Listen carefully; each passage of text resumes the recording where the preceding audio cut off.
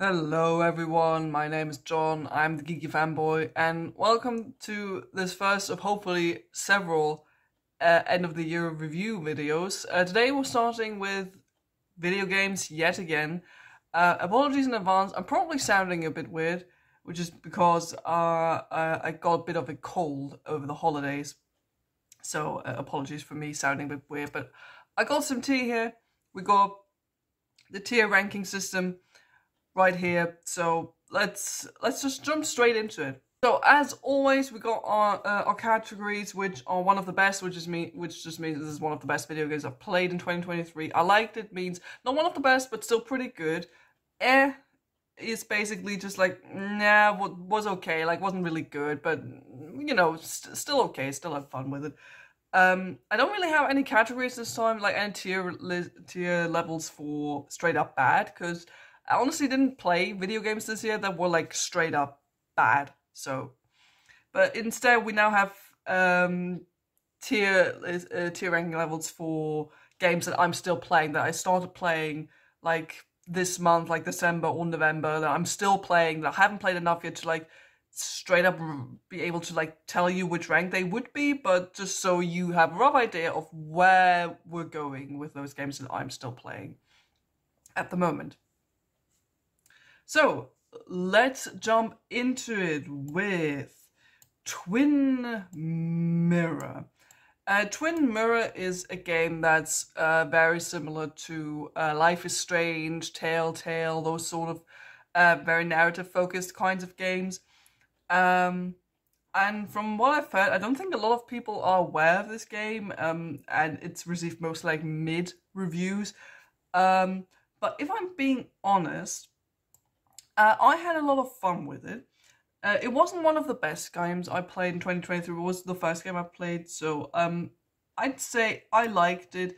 It was fun and had an interesting mechanic with like the mind palace and the therapy friend that the main character has in his head that he's talking to, and you always have to like sort of decide a bit between, you know, are you going with your heart or with your mind, what's really true, as you're sort of unraveling this local small town mystery, which is just like a general vibe thing I'm a big fan of. And I had a lot of fun with it. I thought the premise was interesting, the characters were fun. There was a bit more potential to the whole story, but overall, I would say I liked it. Next up, I finally got an Xbox Series X this year, which meant I finally got to play so many games I've waited so long to play. And the first of those games was The Quarry. I was so excited to finally get into this because, once again, I'm a big fan of like those story-focused, choice-based games. Huge fan of like Until Dawn, and this is sort of like a spiritual successor to that game. And no questions asked, The Quarry was definitely like one of the best games I've played in 2023. There's just like so much fun. Maybe it is a bit hard to tell if I like it more or less than Until Dawn, but it's definitely up there, like in regards to like the characters. You maybe in the beginning think a bit, wow, they're all kind of assholes and stuff, but they kind of grow on you as the horror and the mysteries and all that unfold. I'm a big fan of werewolves in general, so that's great. And this definitely has like a great like 80s slasher movie vibe, you know, with like camp counselors and all that. There's monsters, there's mysterious adults that are hunting the teenagers, the young adults, and all that. There's a lot of fun with that. It definitely plays a lot with like those classic horror movie vibes, which is what makes this really, really great. I think they could have expanded maybe a little bit on some of the storylines, some of the characters. There were also some choices in there that I thought were a little bit unfair or not that clear. Obviously, I don't want to spoil that here because this game is very heavily based on like your choices and who lives and who dies. But I'd still say this was one of my favorite games that I played in 2023. Next game I played on the Xbox was Resident Evil Village. I was very excited to play this, and the version I played, which I was glad I had a third-person POV mode that you could play this in, because while I do love horror games, I'm really bad at playing them because I get super terrified of first-person POV. If a game is in third person, it's automatically less scary. So I was really glad that there's finally a third-person mode for this game, which made this a little easier for me to play. I'm kind of I'm not quite sure. It would maybe be in between one of the best, and I liked it because I had a lot of fun with it. It was like one of the. I haven't played that many Resident Evil games, especially not any really of the new ones. So this was one of the ones that like came out in the past couple of years that I've actively played. I was really excited about it because I watched Let's Plays of it, and I like the characters. Big fan of Heisenberg. So I was really excited to get into this. While I did like it, I thought the focus was a bit more on combat in this one, rather than like actually terrifying and scaring you. There are scary bits in this, like the whole dollhouse bit, absolutely terrifying. Like parts of this my girlfriend had to play because I just got too scared. I'm just gonna say fetus. We all know what I'm talking about, right? We played this game. But I'll say for now, I think I'm gonna put it in I liked it because while it was great, I think it had a bit more potential. It was a bit too short for my liking, and a lot of those like secondary villain characters had a lot more potential, I think. Especially, I think Heisenberg was such an interesting character that the game got rid of way too quickly. Same goes for like a tall vampire lady. Like she was like in so many advertisements like for this game, and then spoilers, she's like literally the first boss you kill, and she's gone after like 2 hours of the game or something. So I thought there was a bit more potential to like those secondary villains, and I wish the game had been in general been a bit longer and been maybe a little less combat focused. But I still think this is a very fun Resident Evil game, and I think a good Resident Evil game to get into if like me you have maybe not played that many Resident Evil games. Next up, we got another game I was very, very excited about, namely Star Trek Resurgence. Star Trek Resurgence, similar to the Quarry and Twin Mirror, is also like in this sort of telltale kind of type of video game where, you know, it's a lot of choice-based stuff, not that much actual gameplay, lots of like walking around, talking to people. And this was the sort of Star Trek game I was waiting for. I mean, the only other kind of Star Trek game I'm waiting for is a proper like sci-fi RPG, kind of like Mass Effect, but in the universe of Star Trek. I just want to create my own Star Trek character, people, and hang out with, I don't know, the crew members of the Enterprise. Just give me that. Where's that? But this is the closest we're gonna get to this. You play as two characters in this one who's like more of a high-ranking officer and one who's a lower decks character.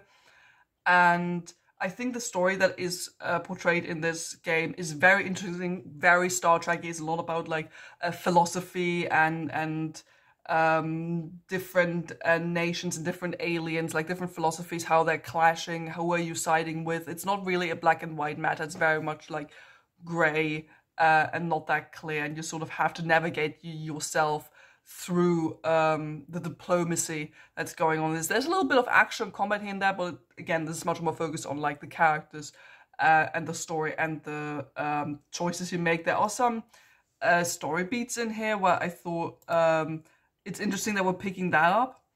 Like, I was not expecting that. There are like some characters reappearing in here that I think the fandom and the shows themselves have long forgotten about, that are now reintroduced in this game, which I thought was really, really interesting.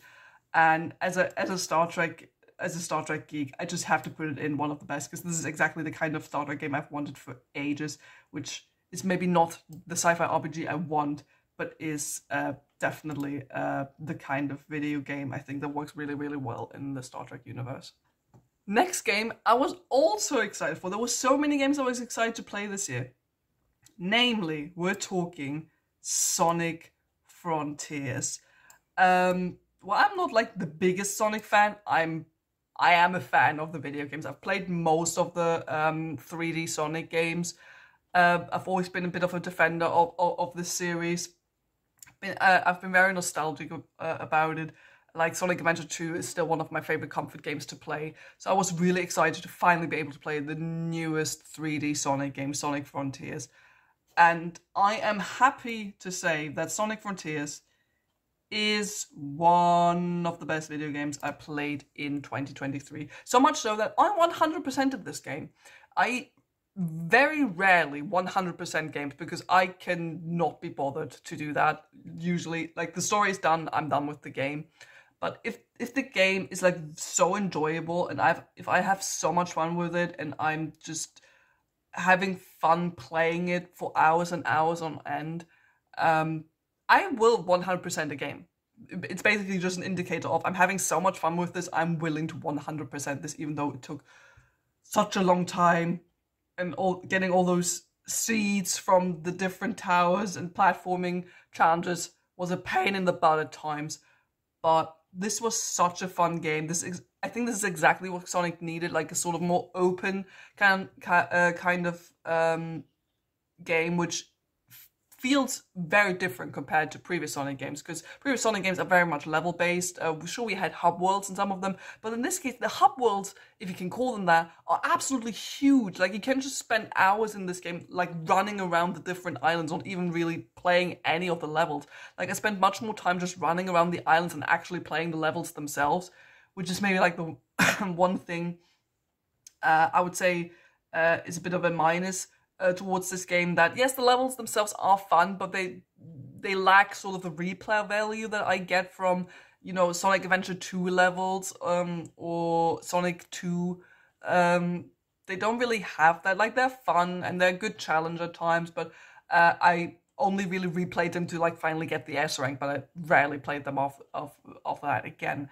But like running around the world, trying to find all the different items, doing tricks, doing combat. It's just so much fun in this, and I think this is exactly what the Sonic franchise needed. And I wouldn't mind another game that is sort of similar in this style. And I think this would also be a game that's great for like maybe people who haven't played any Sonic games previously. Like for example, like my girlfriend really enjoyed this. Like of course I played most of it, but she got a bit into it while I was playing. She had a lot of fun, like just running around, doing tricks and stuff, and even got a bit competitive about the levels as well.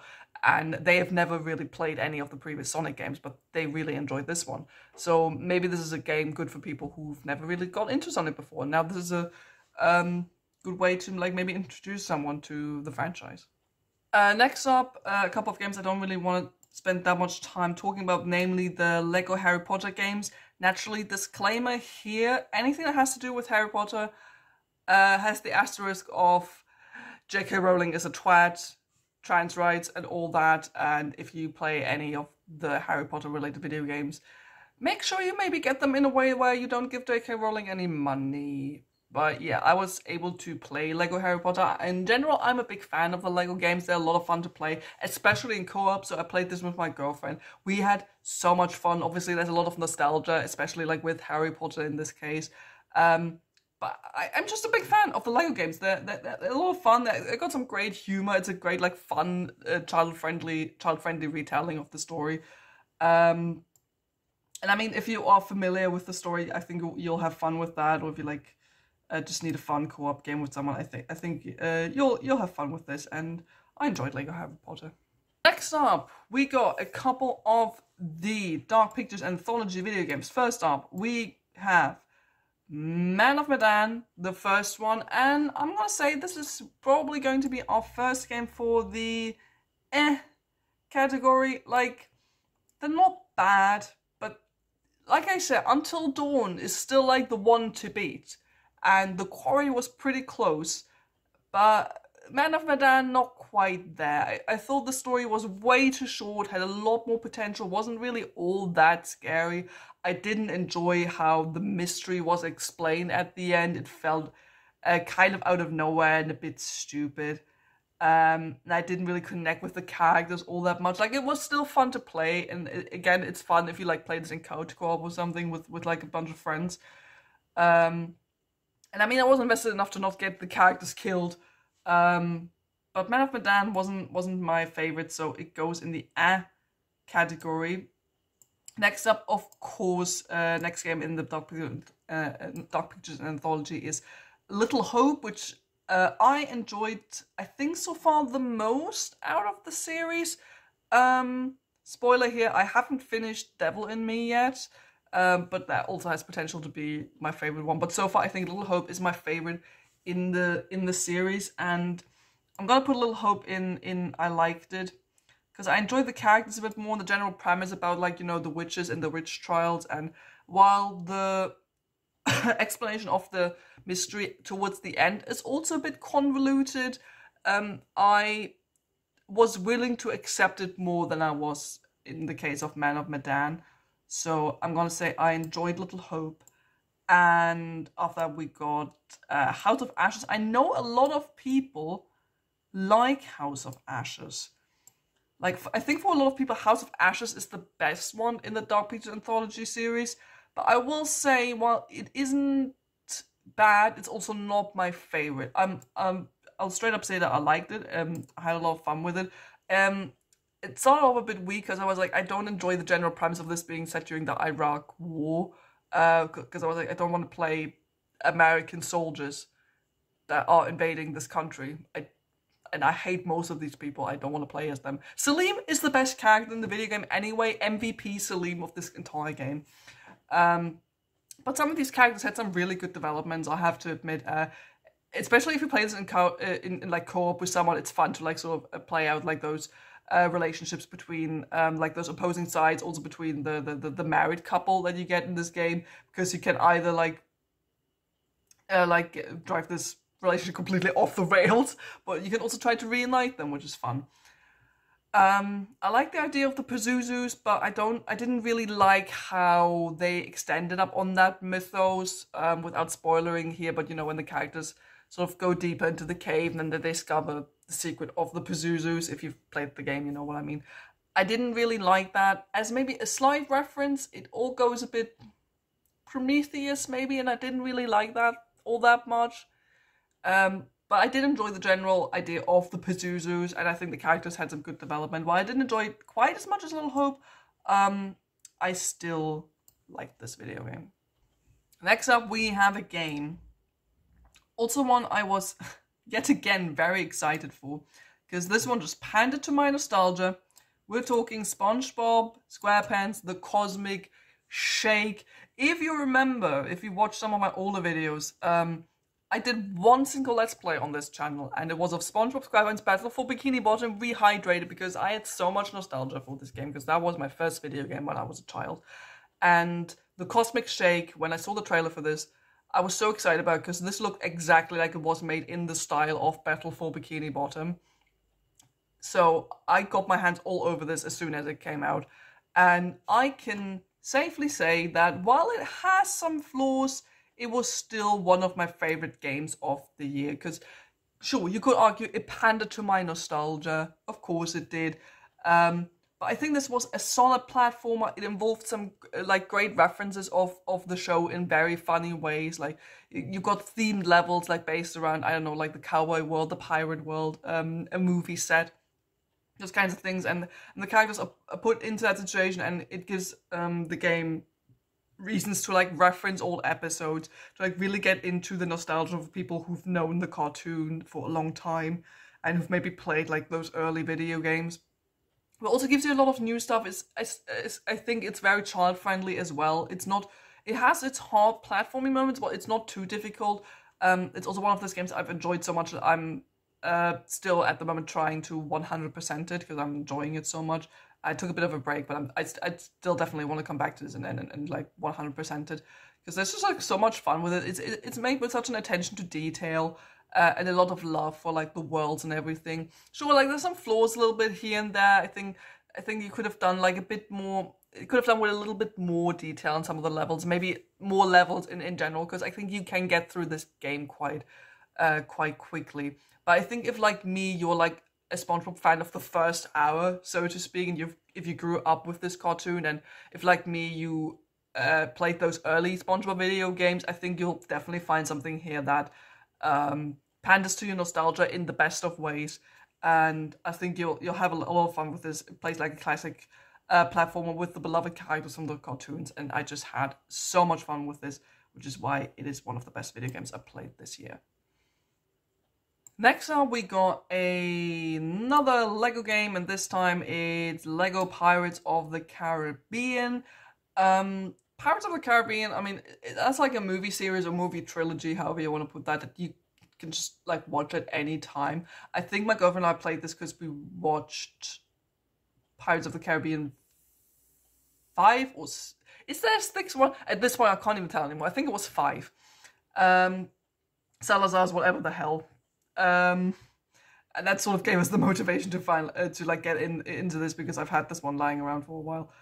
And like with all pirate related media, pirates are always fun. I like these characters. I like Captain Jack Sparrow, especially like the first Pirates of the Caribbean movie. It's not only like such a nostalgia thing for me, it's also just like a really great fantasy adventure pirate movie.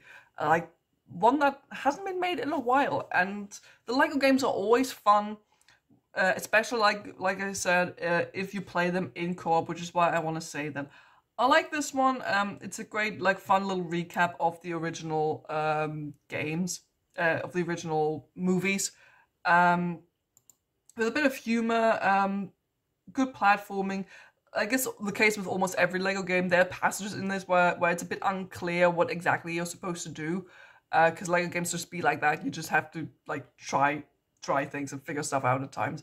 But I had a lot of fun with this, and if you enjoyed the movies, I think you'll have fun with this one as well. Next up, we got another Harry Potter game that I don't want to spend too much time on because, you know, again, caveat, J.K. Rowling, don't give her any money.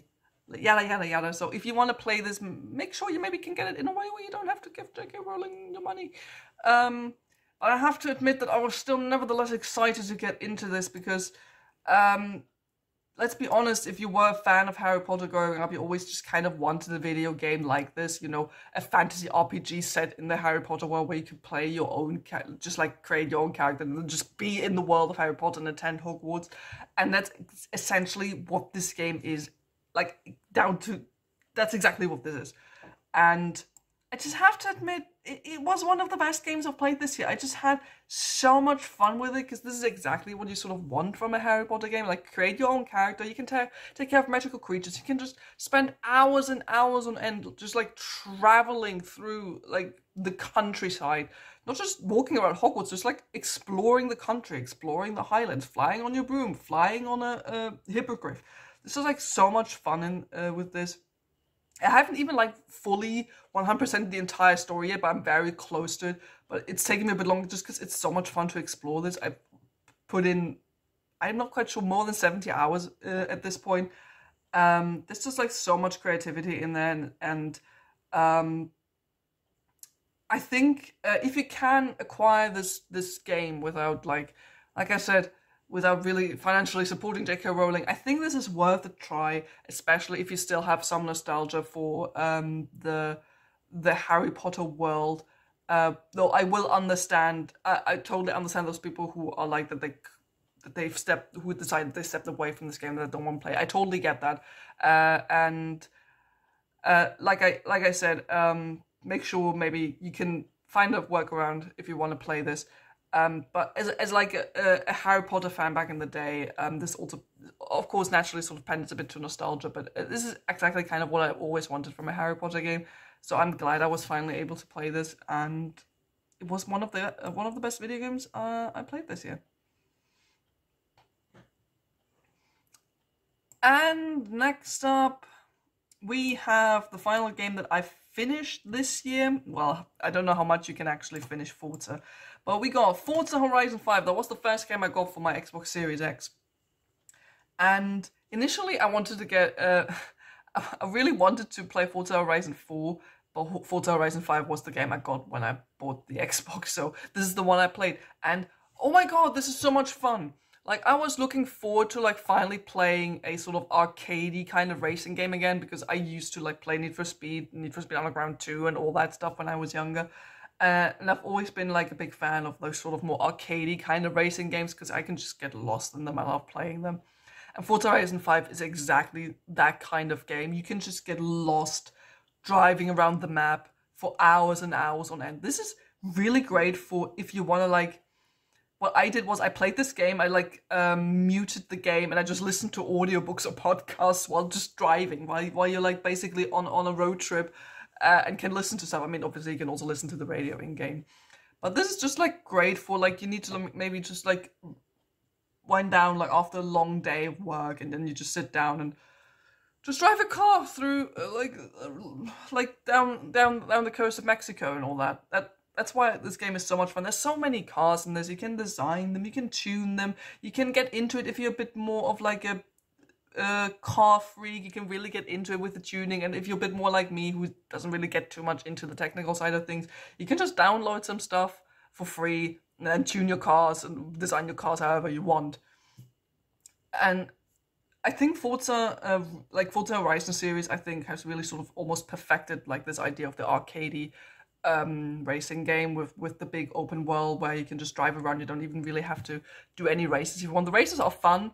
And I've played through the sort of like the main chapters of the Forza of the Horizon Festival that you can play within the game. But there's so many more other things that you can discover while playing this game, and it's just so much fun to like just chill out, put on Forza, and just drive your car, which is why this was one of my favorite games of 2023. Okay, and the last 4 games here are ones that I have started this year but haven't quite finished yet, and I haven't played enough yet to like fully judge them yet, but I want to show them to you anyway, just so you're aware that I have been playing them. First one is Temtem. Temtem I've wanted to play for years, and I finally got a reason to buy it for the Switch. The thing is, I loved Pokemon when I was younger, but I basically haven't played Pokemon since like the third generation or something. And then a couple of years ago, Temtem came out, like still in the beta and all that. And Temtem looks exactly how Pokemon should be, because when I look at new Pokemon games now, they don't excite me.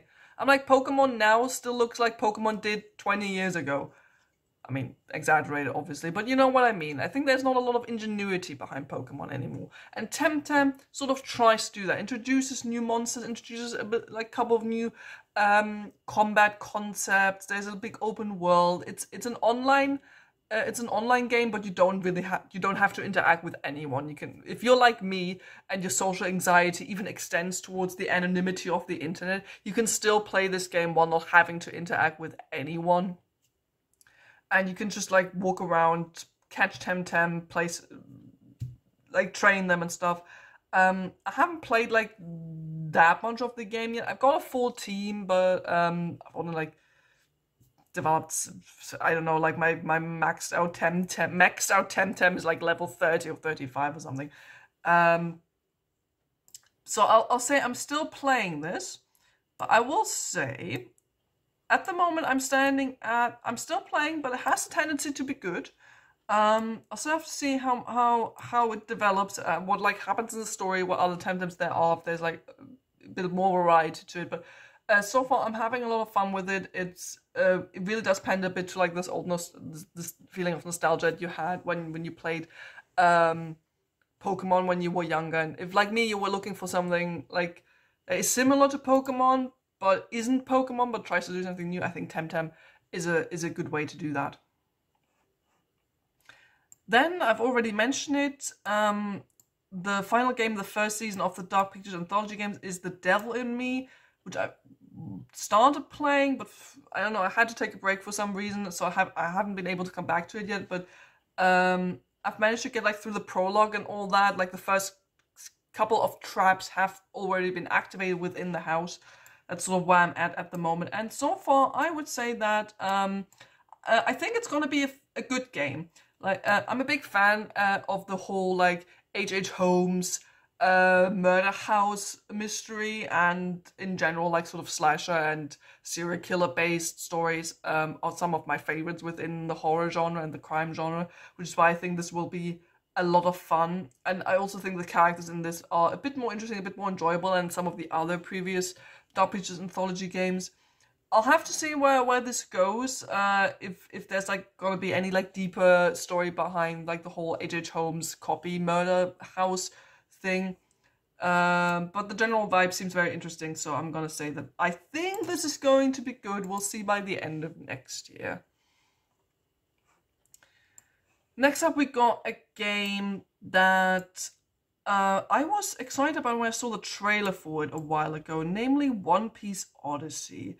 I'm a fan of the One Piece franchise. I've watched and read the manga, watched the anime and read the manga for quite a while now. I grew up on the anime as a kid, and I've been reading the manga for years now.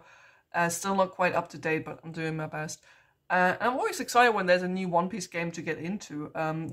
I reviewed another One Piece game in my end of the year review last year for the video games. And this year we got One Piece Odyssey. I'm still playing it. And the thing is, I have to say that it's probably has a tendency to be not that good.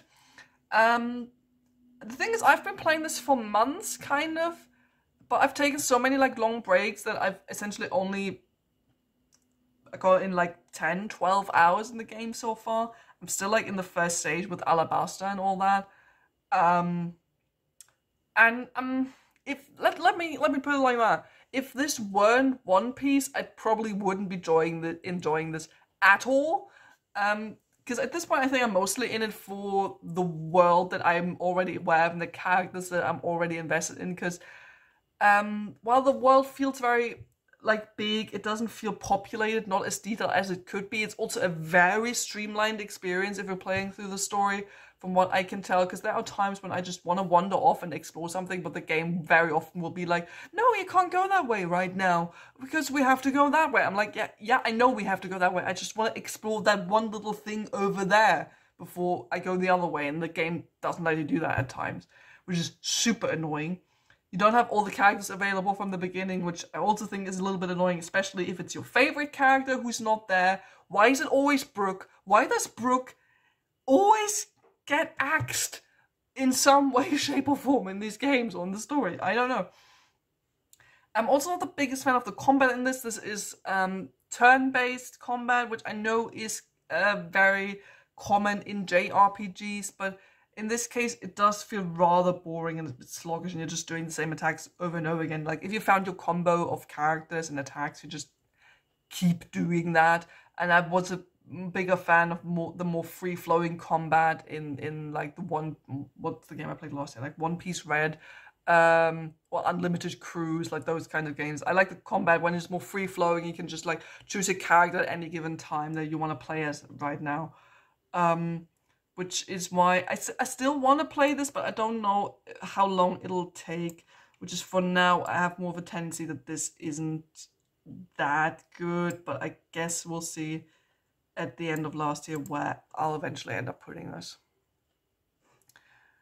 And last but by no means least, if some people paid attention to like my community tab or something, I did mention that I was in the progress of finally playing Sherlock Holmes Chapter 1 for a future Baker Street review. The thing is, I started playing this again also like 2 or 3 months ago. I'm making very slow progress, and I'll have to tell you, I'm not quite sure when or if I'll ever finish this, because right now it's sort of where One Piece Odyssey is, where I'm like still playing, but I'm not quite sure how much longer I want to play this, because yeah, I like the idea of like, you know, Sherlock Holmes Chapter 1, it's a very young Sherlock trying to find out what has happened to his mother. He's traveling to an island, and he's still very, like, bit of a rookie, if you can put it like that.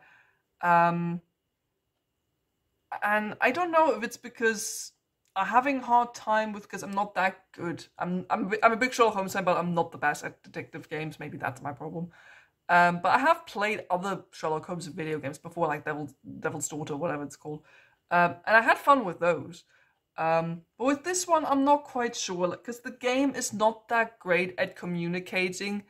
Like, it's not great at communicating at what you should do. There were so many times in this where the game's like presents you with stuff, with the scene or evidence, and then the game just like throws you in the gameplay, and you're like,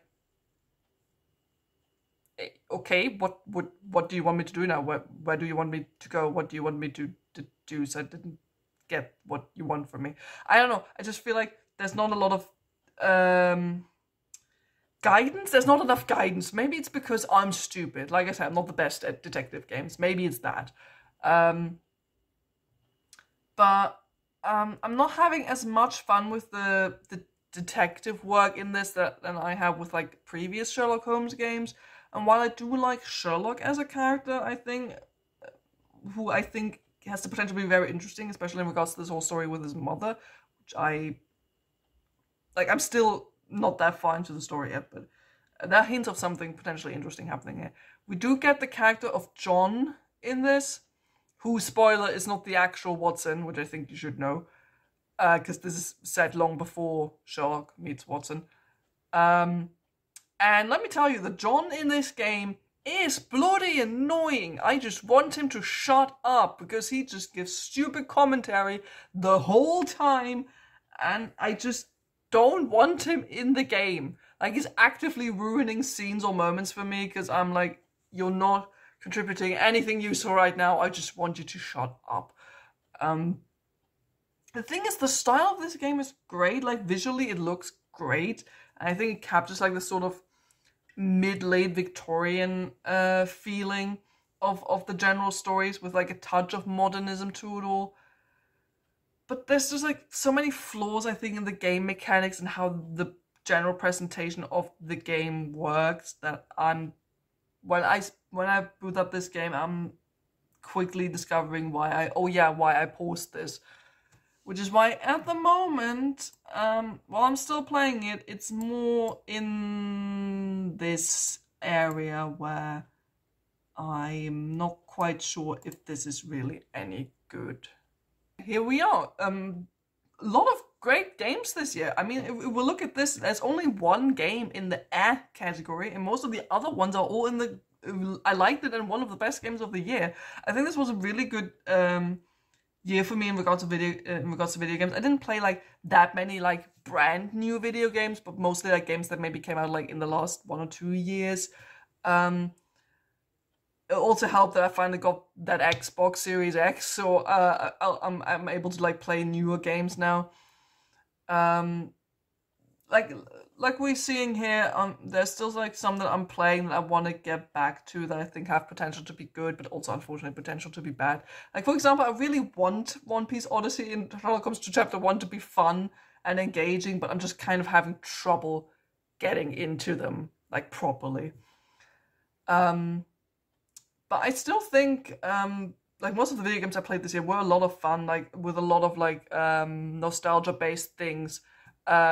Really sort of sticking out for me, like the new Sonic game and Star Trek Resurgence and SpongeBob the Cosmic Shake, definitely like sort of being personal standouts for me because they very much pandered to me personally and my sense of nostalgia. But also stuff like, you know, finally being able to play like through all the Dark Pictures Anthology games and Resident Evil games was a lot of fun to get into. And I think you can definitely tell that I have sort of like specific types of games that I play, like a lot of like narrative based kinds of games. I still had a lot of fun. I'm very much looking forward to see what the year 2024 is in store for us in regards to video games. If you have played any of these games, please do tell me down in the comments below what your thoughts are on these video games, and if you had any video game playing highlights this year. What was your favorite, or were there some where like didn't turn out that great as I wanted it to be? Please do tell me down in the comments below. I would love to hear from you. That's it for now. Thank you so much for watching. As always, don't forget to like and subscribe if you haven't done that already. And I'll see all of you very soon. Goodbye.